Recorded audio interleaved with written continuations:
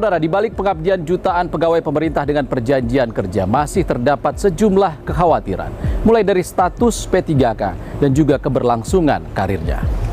Komisi 2 DPR pun mendorong kebijakan yang lebih adil bagi para P3K. Berikut penelusuran jurnalis Kompas TV Argan Anjani dan juru kamera Ajriya Hafiz.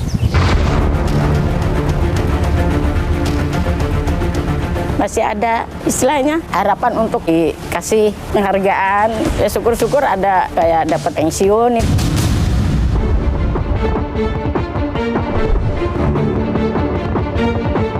Hubungan keuangan pusat daerah 30%. Itu daerah bisa, saya sebutnya mati berdiri itu.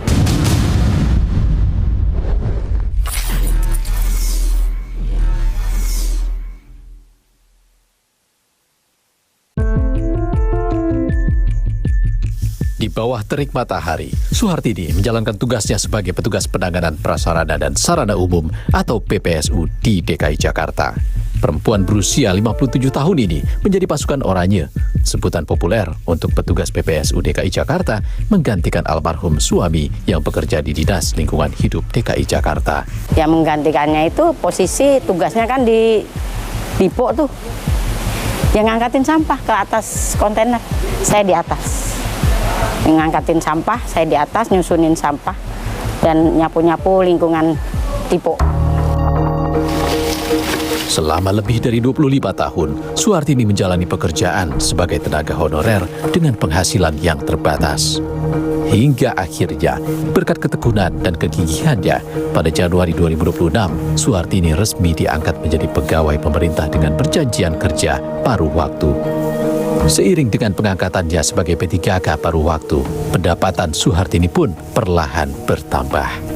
Namun belum genap 1 tahun menyandang status P3K paruh waktu, Suhartini kembali dihadapkan pada ketidakpastian. Tahun 2026 menjadi tahun terakhir masa kerjanya karena usianya telah memasuki masa pensiun. Suhartini berharap pemerintah dapat memberikan bentuk apresiasi atas pengabdiannya selama lebih dari 25 tahun. Masih ada inilah istilahnya harapan untuk apa dikasih untuk penghargaan, kasih ini kerja selama sekian tahun gitu kan. Ya syukur-syukur ada kayak dapat pensiun, itu sih harapan namanya manusia ya pengen lah seperti itu gitu. Suhartini adalah satu dari ribuan P3K paruh waktu di Indonesia. Data statistik aparatur sipil negara yang diterbitkan Badan Kepegawaian Negara atau BKN, jumlah pegawai pemerintah dengan perjanjian kerja atau P3K paruh waktu di Indonesia tercatat mencapai lebih dari 957.000 orang. Sementara, total tenaga honorer non-ASN yang terdata dalam database BKN mencapai lebih dari 1,7 juta orang. Undang-Undang Nomor 20 Tahun 2023 tentang aparatur sipil negara menjadi landasan pemerintah dalam menata tenaga non-ASN atau honorer. Undang-undang tersebut mengamanatkan seluruh tenaga non-ASN harus mendapat kepastian diangkat menjadi aparatur sipil negara, baik melalui jalur pegawai negeri sipil maupun pegawai pemerintah dengan perjanjian kerja atau P3K. Sementara pasal 146 Undang-Undang Nomor 1 Tahun 2022 tentang hubungan keuangan antara pemerintah pusat dan pemerintah daerah atau Undang-Undang HKPD mewajibkan pemerintah daerah membatasi belanja pegawai paling tinggi 30% dari total anggaran pendapatan dan belanja daerah atau APBD. Implementasi undang-undang ini memunculkan kekhawatiran di sejumlah pemerintah daerah terkait potensi penyesuaian jumlah P3K paruh waktu serta pembatasan pengangkatan tenaga honorer dalam upaya menjaga kestabilan fiskal daerah. Di tengah polemik itu, Komisi 2 DPR yang membidangi pemerintahan dalam negeri, aparatur negara, dan pemilu menegaskan penolakannya terhadap potensi pemutusan hubungan kerja massal serta mendorong hadirnya kebijakan yang lebih adil bagi P3K. Kita selalu membicarakan kaitannya rekrutmen, terus meritokrasi, tapi prestasi balas budi negara terhadap aparatur negara itu jarang kita bicarakan, Pak. Mereka bekerja sejak direkrut, menyumbangkan tenaga, pikiran, jiwa raganya selama bekerja, tapi setelah pensiun, pada saat sakit, tabungannya habis, Pak. Itu pun kalau masih ada sisa gaji dan tunjangan yang bisa ditabung. Upaya memperjuangkan masa depan dan kesejahteraan pegawai pemerintah dengan perjanjian kerja atau P3K mendorong salah satu anggota DPR Komisi 2, Mardani Alisera, turun langsung untuk mendengarkan aspirasi para pegawai dan masyarakat. Ada pejuang PPSU, Bu Suhartini namanya, sudah P3K, alhamdulillah, dan kerjanya luar biasa. Kayaknya ada beberapa yang mau disampaikan sesudah jadi P3K. Karena walaupun undang-undangnya sudah ada, proses sudah ada, tetap saja harus dikawal sampai akhir. Selain terjun langsung ke masyarakat, Mardani bersama Komisi 2 DPR juga mendorong penyusunan rancangan peraturan pemerintah agar memberikan kejelasan lebih rinci terkait masa depan tenaga honorer dan P3K. Mardani menegaskan, DPR berupaya mendorong kebijakan yang lebih berpihak pada kesejahteraan P3K, termasuk membuka ruang relaksasi perpanjangan masa kerja bagi mereka yang telah mengabdi selama bertahun-tahun. Kita meminta namanya RPP, Rancangan Peraturan Pemerintah. Padahal kita baru menerima P3K. 1 Januari 2007 itu berlaku. Kalau di atas 30% belanja pegawai kena sanksi, ya repot lah. Akhirnya kami lobby agar ada relaksasi.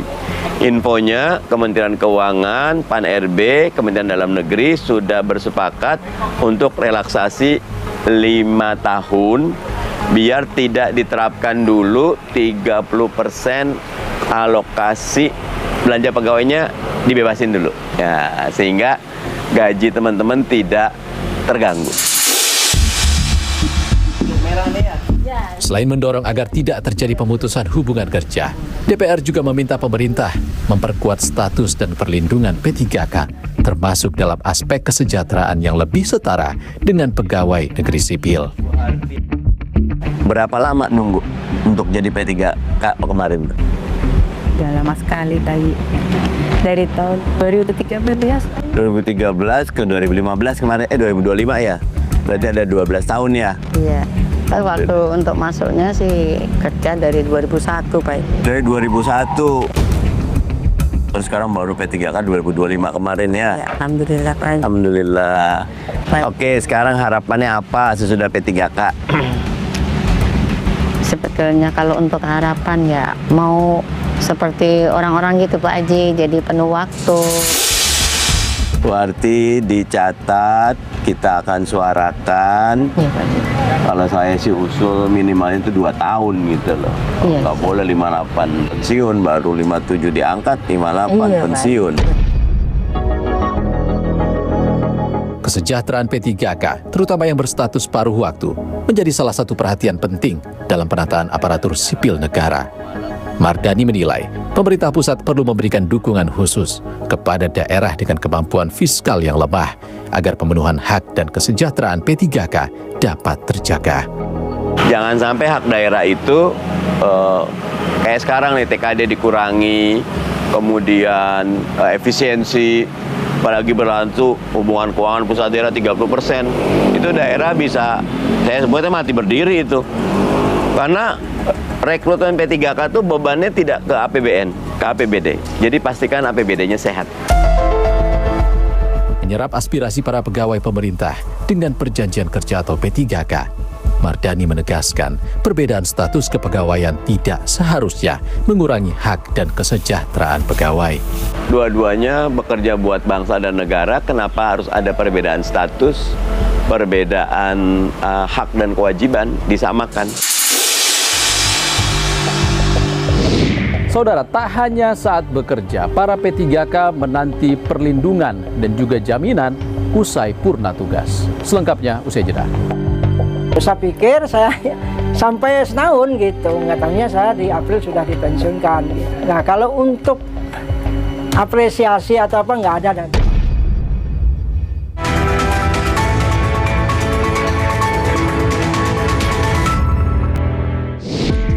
Saudara, persoalan kesejahteraan pegawai pemerintah dengan perjanjian kerja atau P3K tidak hanya jadi persoalan yang mengemuka saat mereka aktif bekerja, namun jaminan setelah purna tugas menjadi aspirasi yang mengemuka. Komisi 2 DPR pun mendorong kebijakan yang adil dan memberikan kepastian hukum dan perlindungan bagi para P3K.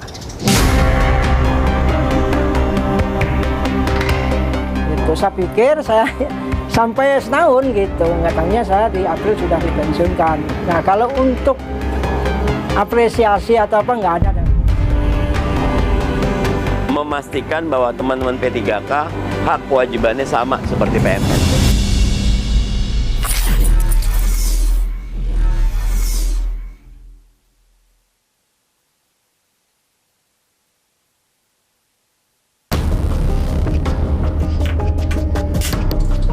Kesejahteraan pegawai pemerintah dengan perjanjian kerja atau P3K tidak hanya menyangkut mereka yang masih aktif bekerja.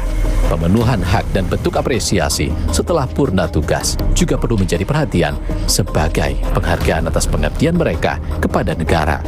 Peso, pria berusia 58 tahun asal Kalideres, Jakarta Barat, pernah mengabdi di Dinas Lingkungan Hidup sebagai petugas kebersihan. Perjalanan pengabdiannya sebagai petugas kebersihan cukup panjang. Saya di tahun 89 itu menjadi kuli angkut sampah ke mobil, Mas, Pak. Sampai tahun 2003 saya baru bawa kendaraan. Pada awal masa pengabdiannya di Dinas Kebersihan DKI Jakarta, Peso mengaku sempat mengalami masa-masa sulit, termasuk ketika belum menerima gaji secara penuh. Jam kerja yang panjang, ditambah keharusan mengantre saat membuang sampah ke TPA Bantar Gebang menjadi bagian dari perjuangan yang dijalaninya selama bertahun-tahun. 4:30 saya berangkat dari rumah nih. Jam 6 sampai lokasi, jam 9 selesai, langsung berangkat ke Bantar Gebang. Saya buang sampah ke Bantar Gebang. Ya, paling lambat jam 12 saya nyampe ke Bantar Gebang. Ngantri sana sampai selesai buang. Di saat ngantri itu kadang-kadang sampai 12 jam, 14 jam. Kegagalan berulang kali mewarnai perjalanan Peso mengikuti seleksi calon pegawai negeri sipil. Namun, Peso tidak menyerah. Pada tahun 2024, ia akhirnya lulus seleksi dan ditetapkan sebagai pegawai pemerintah dengan perjanjian kerja paruh waktu yang mulai berlaku pada Januari 2026. Namun Peso hanya sempat menyandang status P3K selama 4 bulan setelah mengabdi lebih dari 35 tahun. Pada April 2026, ia harus mengakhiri masa kerjanya karena telah memasuki batas usia pensiun, meskipun masa kontrak P3K yang dimilikinya sebelumnya dijadwalkan berakhir pada Desember 2026. Meski telah mengabdi lebih dari 35 tahun, Peso mengaku tidak mendapatkan hak pensiun saat memasuki masa purna tugas. Sekali lagi saya mohon ke Bapak anggota Dewan, DPR RI, DPRD, mohon didengar suara rakyat, suara kami ini. Terus terang kami ya tidak mampu, tidak bisa kerja kembali. Mohon diperhatikan, mohon didengarkan keluh kesah kami ini.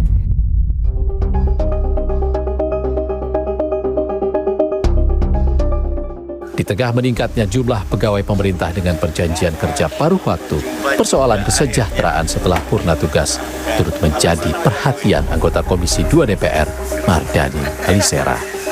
Mardani ingin mendengarkan langsung keluhan dan harapan masyarakat sebagai bahan masukan dalam penyusunan kebijakan terkait kesejahteraan dan jaminan hari tua bagi P3K. Pak Peso ini sempat ketemu saya waktu itu, kan cerita ya P3K-nya mestinya setahun sampai Desember kan, betul, tapi betul, ternyata April memang udah usia 58 betul, gitu ya, betul, Pak. dan sudah dipensiunkan ini ya. Iya betul Pak. SK-nya nih ya. Iya betul. Oke, sekarang apa harapannya? Ya, mohon izin Pak, harapan saya sih mudah-mudahan saya diperhatikan karena saya sudah dipensiunkan. Dipensiunkan itu juga nggak sesuai dengan SK saya. Kami mohon perhatian dari Bapak anggota Dewan atau di pemerintah DKI Bapak Gubernur. Saya akan coba berkomunikasi dengan DKI, mudah-mudahan nanti saya update perkembangannya seperti apa, dan minimalnya sih sampai Desember ya. Iya, betul, karena Pak. sesuai dengan kontrak SK di awal ya. Betul, Pak. Oke. Menanggapi aspirasi itu, Komisi 2 DPR menegaskan akan terus mendorong penyempurnaan regulasi serta memastikan adanya kepastian hukum dan perlindungan bagi pegawai pemerintah dengan perjanjian kerja atau P3K. Ya, ini menjadi yang selalu kami gaungkan. Kemarin sudah masuk revisi di Prolegnas, tapi belakangan mundur lagi, kami akan dorong lagi. Kalaupun tanpa revisi, PP-nya atau permennya memastikan bahwa teman-teman P3K hak kewajibannya sama seperti PNS. Karena dua-duanya ada dalam rumpun yang sama, rumpun aparatur sipil negara. Sementara itu, DPR menilai keterbatasan anggaran di sejumlah daerah masih menjadi tantangan dalam pemenuhan hak-hak P3K, termasuk pembayaran gaji dan keberlanjutan masa kerja. Mardani mendorong pemerintah pusat memperkuat dukungan pendanaan kepada daerah agar kesejahteraan P3K tetap terjaga dan tidak terpengaruh oleh keterbatasan fiskal maupun perubahan kebijakan. Ada problem di sini rata-rata karena bab keuangan mereka tidak bisa mengakomodasi masa kerja. Kalau saya mengusulkan, kalaupun tidak ada itu, ada tunjangan bagi mereka yang memang punya kualifikasi pendidikannya, masa kerjanya, termasuk keahliannya. Nah, tentu semuanya akan kembali kepada anggaran yang tersedia. Pengamat Administrasi Negara Universitas Indonesia Dian Puji Simatupang menilai peningkatan kesejahteraan P3K tidak dapat dilakukan secara parsial, melainkan memerlukan kebijakan yang komprehensif dan langkah nyata dari DPR serta pemerintah. Suatu sinergitas dia 3 kementerian, Kementerian Keuangan, Kementerian Dalam Negeri, Kementerian aparatur Menpan, harus kemudian bertemu ya. Tentu membuat suatu konsep yang selaras antara P3K, kebutuhannya serta peningkatan kualitas layanannya. Aspirasi P3K dan tenaga honorer senior menegaskan bahwa penataan ASN tidak hanya soal status kepegawaian, tetapi juga kepastian kesejahteraan hingga masa purna tugas. Saudara, kami tutup 60 menit special report edisi kali ini. Saya, Ihsan Sitorus pamit. Sehat selalu. Sampai jumpa.